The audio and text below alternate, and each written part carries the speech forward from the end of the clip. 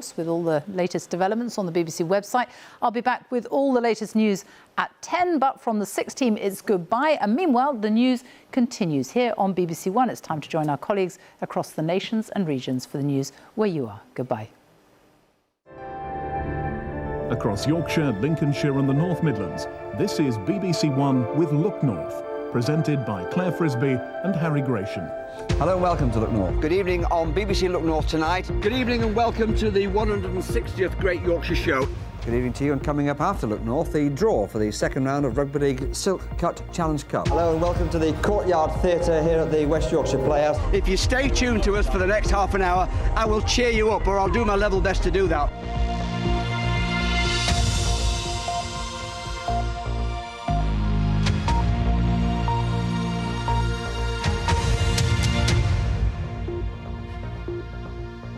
Hello, good evening. Tonight we're paying tribute to a friend that we share, Harry Gration, MBE.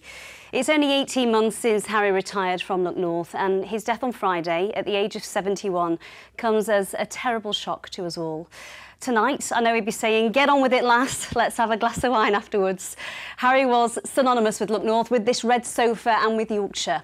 Tonight, we'll pay tribute to a journalist, a passionate sports supporter and a charity fundraiser. Prime Ministers had to face him, but we all just loved talking to him, didn't we? We've heard from so many people that we couldn't fit everybody in the next half hour, but we're going to do our very best to celebrate a very special man. We're going to start with someone who worked with Harry for almost 3 decades. Here's Kathy Killick. Now, Friday's Look North, presented as usual by Harry Gration. Harry first graced our screens on Look North in 1982 and became a familiar sight as the programme evolved. Educated at St Peter's School in York, he became a history teacher before filing sports reports for Radio Leeds. 2 Leeds United directors have helped many cousins. One of his first interviewees was David Hinchliffe, who later became an MP. I think I first met Harry over 40 years ago when I was a local councillor in Wakefield, and he had started work at Radio Leeds. We hit it off from the word go. Mutual interest in sport, in rugby league in particular, family similar ages, the children, and he was such a lovely bloke. As he switched from studying the past to reporting on the present, the Hillsborough disaster was like a thread running through his entire career. But he covered all the main stories with calm professionalism. I'm not sure whether you can see the activity going on behind me, but some heavy lifting gear is now in place. The worst riots in 20 years. Bradford, a city in turmoil. We're live in Birstall, where this afternoon, just a few yards from where I'm standing, the town's local MP was shot and killed. The murder of Joe Cox MP affected him deeply, and he did all he could for her family and the More in Common campaign that was her legacy. This is the outer perimeter of Camp Bastion, and the defence of the base is actually entrusted to the RAF. Sit! Look at that for control. His great gift was to present the memorable and relatable wherever he was. He was brilliant with people, including all his co-hosts. They all remember his ability to share and collaborate. There's only Harry can get away with calling me old girl. He was what everyone has said. A great broadcaster, professional, kind, generous. But above all, I'm proud to call him my friend, and I will miss him dreadfully. One of my better tricks, that. You couldn't watch Look North without realising Harry was fun to be around. He never minded making a fool of himself. I've always wanted to do this. And getting stuck in. What a wonderful guy he was. Interviewed Barry and I several times, and was always brilliant at his job. Such a friendly man, and the name Gration was perfect for him, as he was always so gracious. Never pompous or egocentric, just modest, generous and kind. And with a huge respect for you, his viewers. Whatever he did with passion. He did it because he wanted to please the audience, which was all he really cared about. He thoroughly deserved this special day, taking his beloved family to London to collect his MBE. Mr. Harry Gration, for services to broadcasting. On top of everything else, he'd raised nearly £1 million for charity. I have to say thank you most sincerely. I'm getting a bit emotional now, but to you guys in Leeds. Thank you. We're proud to have known Harry, and we know many of you loved him too. Cathy Killick, BBC Look North. You know, Harry had many close friends, among them the former Archbishop of York, Dr. John Sentamu. He joins me now from his home. Dr. John, I know Harry would be thrilled that you were here because he was such a huge supporter of your work, wasn't he? Tell me about some of those memories. The first memory comes when I camped in York Minster in 2006 because of the very vicious war going on between Lebanon and Israel. And those 8 days, Harry would send me a message of encouragement saying, please don't faint. We still want you staying alive. And also when I had a marvelous pilgrimage, 6 months walking around the whole Diocese of York, he came 9 times. And as good fortune will have it, it rained on those 6 days, apart from 3 which were dry. But he still covered the story with tremendous energy. And the thing I have admired about Harry, he was not one of those media people who would say, you can't let truth get in the way of a good story. No. For Harry, if it is a story worth telling, it must be true. If it isn't, it's not worth telling. Absolutely. And also baptizing his youngest son when he was just a baby. And I saw in his eyes actually a man having gone through quite a lot of challenges. Suddenly his faith was lighting up. And yeah, tell us about that, because he was a quiet but strong Christian, wasn't he, the last few years? Yeah, very, very strong. The thing about Harry, he didn't want to wear his faith on his sleeve. He wanted his charity work to tell people that I'm actually doing it because there's somebody called Jesus who sent me. I am doing this because people are in poverty. And I remember during Children in Need when he got on a very long cycle ride, ending up in Pudsey itself. And again, for him, what was driving him was the love of God, love of neighbor, and love of anybody who was in need. A real good man to have at a party because he'll tell you endless funny jokes. So for me, there was this living faith. And because it was living in him, he wanted other people to know it, but not in a sort of doctrinaire way, because for him, to follow God was to be full of joy, always looking to the future. And he was always full of joy, wasn't he? Dr. John Sentamu. Full of joy. I know we could talk about Harry for the next half hour, but we have to leave it there. Thank you so much for your time. It was really lovely to chat with you again. Thank you, and God bless you. Thank you. You too. Now, I'm sure you're all well aware that Harry's passion for sport was obvious, wasn't it? He loved nothing more than seeing Yorkshire stars and teams doing well on the national and international stage, and then celebrating their success with them here in the studio. He would have absolutely loved England's win in the cricket today at Headingley. It's where Tanya is, and I know if he could have been, it's where Harry would have been tonight, isn't it, Tanya? Absolutely. He loved this place and he would have loved this test match. Truth be known, I'm not sure how much work we'd have got out of Harry on a day like today, because he'd either have snuck down here or he'd have been in our makeup room with the door shut, watching the telly and cheering as 2 of Yorkshire's finest, Bairstow and Root, brought it home for England. Well, it shows in what high esteem he is held around here, that even though it was midway through the test match when we asked for his good friend Johnny Bairstow to pay tribute, he was more than happy to oblige.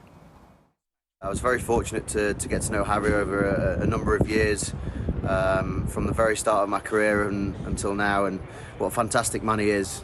A really fond memory of mine was a few years ago. He went up into the Western Terrace when all my mates were dressed as me, and ended up having photos, videos and everything with them, and that'll live long in my memory. That lives long in a lot of people's memories, like a lot of other things that he did. And a very good morning to you, and welcome to the most important game Great Britain have played for the last 4 years, the World Cup qualifier against Australia. Harry presented and reported on the likes of Grandstand, Final Score and at countless Olympic Games. But watching was Harry Gration. He always had a close eye on the local stars. Well, Sarah Stevenson has looked like an experienced Olympian. He was such a big part of my taekwondo career from the age of 17, and then seeing him regularly on the Look North sofa, He just felt a part of my life, a part of my journey. Rugby league was a particular passion for Harry. He spread the word wherever he could. It's round 14, and while some will see their glasses as half full, others will think they're half empty. There are, of course, a few who just need glasses. No offence to any referees watching. From 1999 to 2011, he presented the Super League show, even coining his own catchphrase. Enjoy your rugby league. We do. Yeah, we used to have a laugh as well. You know, he understood the dynamics of humour and when to be serious and when to ask the right questions. And it was a constant through my, success as a coach and as a player in relation to reporting rugby league and reporting it in the right way. But I'd also like to reflect on what a national figure he was. He was a national icon in relation to what everybody sees week in, week out, and we've lost a true star. Harry Gration is seeing them against Birmingham. Despite his own success as a broadcaster, he was always mindful of the next generation. Oh, superb match. Gabby had everything. He let me go to look north and look around and see what a newsroom was like and see the kinds of jobs that people did behind the scenes in TV as well as in front of the camera, and let me sit on the sofa and get a feel for what it was like in that environment. And without doing things like that for people, somebody like me who had no connections at all in television wouldn't have had an opportunity to see what that industry was like. After a year of presenting TV sport for the BBC, Harry sent me a lovely letter. We'd been working together on Final Score, and it was positive and it was generous and it was handwritten, and I treasure it to this day. He had this lovely presence both on and off screen. People just warmed to him. I remember he came to my golf day in Sheffield once, and there were some big hitters there, Alan Shearer, Ian Wright, Jimmy Anderson, Danny Willett, Matt Fitzpatrick. But most people just wanted to talk to Harry Gration because he was a part of so many people's lives, truly loved and truly missed. Umpire Dickie Bird was watching on here today. He and Harry have been close friends for many, many years. He's been speaking to Ian White. Dickie, it's always nice to see you, and I never know when I'm going to see you next, and we always have such a laugh. But today we're here on such a sad occasion, aren't we? The passing of Harry, a great friend of yours. You must be devastated. We've lost a great friend and a great colleague, and a great man, great man. And when I said that, I have a lump in my throat, and I apologise for that. The last time I spoke to him, only a fortnight ago, on the phone, he was so bubbly and cheerful. I just can't believe it, and I'm still in shock. Well, the investiture's only an hour and a half away, but Dickie's insisted on going in. He's a stickler for being there early. He helped me so much. In fact, I remember when I got my OBE, he came all the way from Leeds down to Buckingham Palace. We know that if Harry had been working for Look North today, he probably wouldn't have got a lot of work done because his eyes would have been on the cricket. That's and right. We're here at Headingley where we've had a great England victory. Yeah. He'd have loved that. This victory today is for Harry, and he'd have loved it. He'd have been here, and I always remember the last Test match. He came here, sat with me here watching, and the camera spanned on us, and Harry was fast asleep. We know that, of course, he welcomed you into his family and that you'd often spend Christmas with them and things like that. But I used to stay with them. Say at Christmas time, I used to stay with them, and we had a good time and a good laugh and a joke, and I used to meet all his friends, other friends that he had in York, and there were good occasions. When I see him now, wonderful man, Ian. He'll be missed. I'll tell you now, he'll be missed. Thank you. You really will be missed. Harry used to call me his TV wife, and it was a real honour to sit next to him for 7 years. but he did share the sofa with many familiar faces over the years. You heard from Krista Ackroyd earlier. Here are three more. We have Judith Stamper, Claire Frisbee and Keely Donovan. Love to see you all, ladies.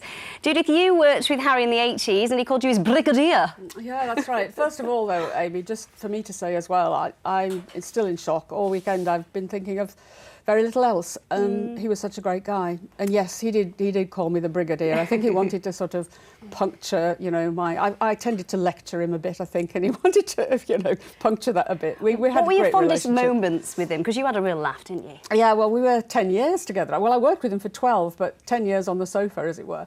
And I think my fondest memories were of his mischievousness, of his... When we were out in OBs, in big outside broadcast vans then on beaches in Bridlington, Scarborough, Filey, because he brought that kind of fun to Look North. It was a grim place in those days. It was, we had industrial strikes, we had the Yorkshire Ripper on the loose, and people wanted to get away from the grimness, I think, and so he brought that levity to us. And I remember having just a ball with him doing live programmes out in Scarborough.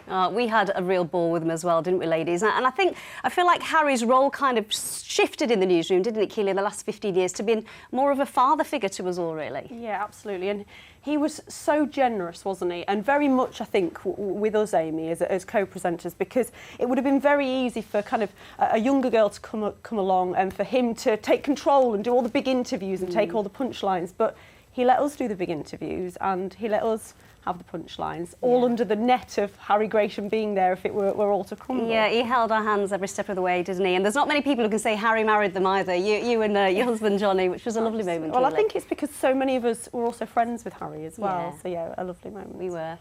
Claire, what was it about Harry, do you think, that made him connect in a way that we could only ever dream of with the audience? Well, I think we are Harry's harem. I mean, down the decades. And I think Judith's hit on it. You know, there was this huge element of fun with Harry. You couldn't go anywhere without something going wrong and ending up on the outtakes programme, Auntie's Bloomers. And he put us on there more than any other presenter.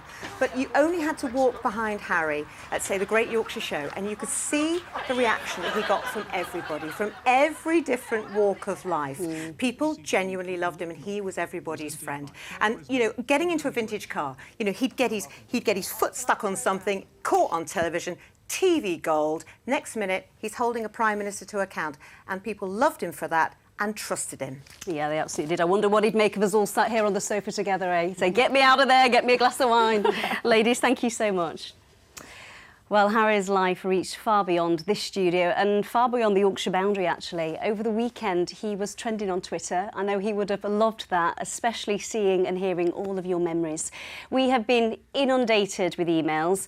We'll be here till next week if we shared all of them with you, but here are a few, with you lending your own voices.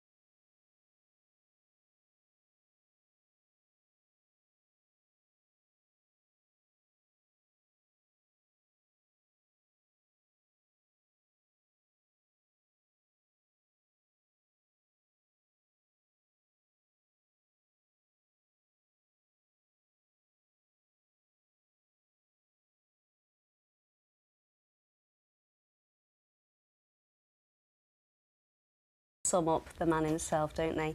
We have had so many emails, tweets and Facebooks. Thank you so much. It really does mean so much to us. And I know Harry's wife Helen and his family are watching tonight, and they've taken great comfort from them too. Paul, you're here because I'm sure our viewers will remember Harry was all about charity, wasn't he? And he would do anything, and I mean anything, to raise money. Well, he was the most generous man that I've ever met. We've heard about the marathons, of course. We did all these challenges.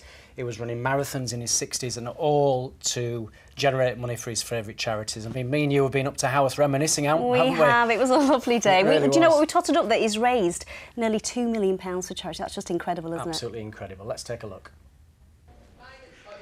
This brings back some memories, doesn't it? The cobbles of Haworth. Harry always said yes, which led to the most ridiculous challenges. Well, pushing that sofa up here, there were thousands on that Saturday afternoon, and they were all basically there to see Harry because they loved him so much and they knew this was a very special place for him.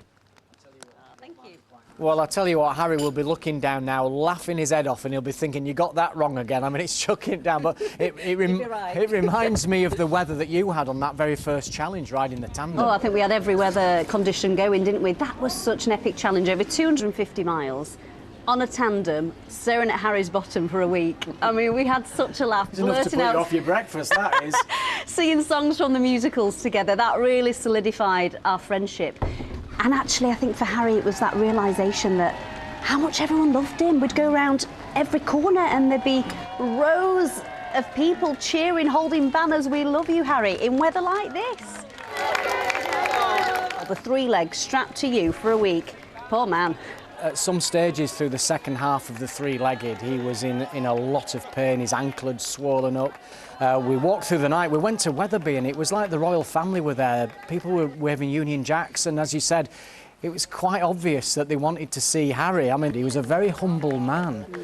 He didn't quite get how loved and liked he was, and that was actually part of, you know, Harry. I always remember Harry, no matter how exhausted he was on these challenges, he'd see people out to cheer him on, he'd put on the smile, and while you were in the pub having a drink, putting your feet up, he'd be there having selfies, chatting with everyone. Thank you so much for coming out. And of course, I will have forgotten my wallet, which he obviously reminded me of, but the final, you know, the best one of all was the sofa top. He really struggled on that challenge, didn't he? Physically and emotionally as well. He was so emotional the whole week. There was such an outpouring of love for him. The last day on the Saturday, and we came up here, and there were thousands of people. Just lying in the streets, weren't they, cheering, bells. They wanted to see Harry.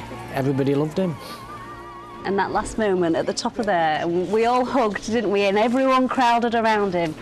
That was a really special moment. I just, I'm a bit emotional. Oh, what happy memories, what silly things we did together. And Paul, he would not be surprised to know that you forgot your wallet today as well, didn't you? I did actually. Drinks were on me, surprise, surprise. And the other thing about Harry, he always wanted to leave the viewer with a smile. Now, he said, "Here's Paul with the weather" for over 20 years to me. But on his very last look north, can I remind you what he said? Just got to do the weather. Do you want to throw for the last time? Yeah, I will. Well, for the very, very last time, let's have an accurate forecast for the very first time. Thanks for that. OK, let's have a look at the... Never forget it. Well, do you know, Harry, I hope he's looking down. I'm sure he is. This will be an accurate forecast for you. Right. And it does look as though it's going to be a nice day tomorrow. A bit of rain to come. That's welcome news for Gardens and Farmers Wednesday night into Thursday, courtesy of this area of low pressure. But then things should pick up in time for the weekend. OK, this is the satellite picture. We are enjoying the best weather of the day right now. Plenty of sunshine around. So that's the way of it this evening. If I skip forward to the end of the night, it's fine. It's not a bad night. We'll see temperatures around 8 or 9 degrees. OK, this is the chart for tomorrow morning. Lots of sunshine around. I think we'll see cloud increasing from the southwest, but it stays dry. Unless you're across the Pennines, where there could be a bit of patchy rain in there. But it is a warmer day. We've had that nagging breeze all weekend. It will still be breezy, but it's a warmer breeze. We're expecting highs up to 22 degrees Celsius. Further ahead then, showery Wednesday, some potentially heavy showers Thursday, but it should settle back down Friday, Saturday. And that's the forecast. Thank you. Come join me, Paul. OK. As we said, we could have included so much tonight. In fact, if we'd have cleared the whole BBC One schedule, we wouldn't have fitted in all your wonderful words, the tributes, the photographs, the sheer amount of love that you have given to Harry that we feel as well. Absolutely, definitely. We hope this will leave you with a smile, because that is what Harry would have wanted. Harry is there for us. Harry, what's going on? Welcome here to beautiful Braithwaite. You can see the sun exploding on a kaleidoscope of colour. And I have to say, there's been a real...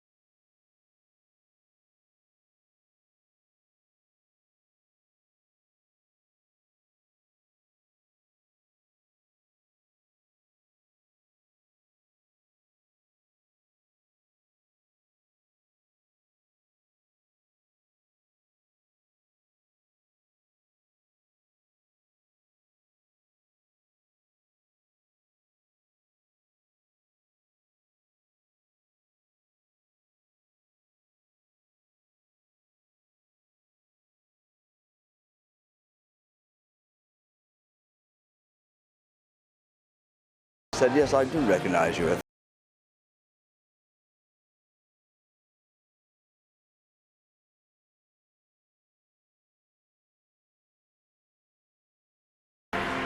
Oh, some wonderful bits there. Harry certainly made more than a few friends over the years, didn't he? Just look who we've rounded up.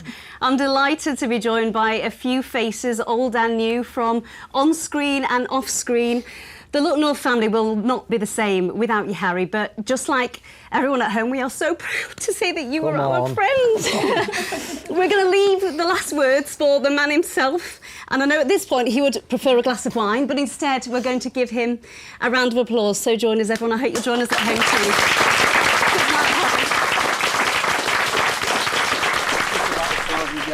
Thanks very much indeed. So the very final time from me, good night. Thank you.